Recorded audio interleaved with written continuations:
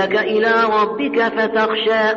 فأراه الآية الكبرى فكذب وعصى ثم أدبر يسعى فحشر فنادى فقال أنا ربكم الأعلى فأخذه الله نكال الآخرة والأولى إن في ذلك لعبرة لمن يخشى أنتم أشد خلقا من السماء بناها رفع سمكها فسواها وأغطش ليلها وأخرج ضحاها والأرض بعد ذلك دحاها أخرج منها ماءها ومرعاها والجبال أرساها متاعا لكم ولأنعامكم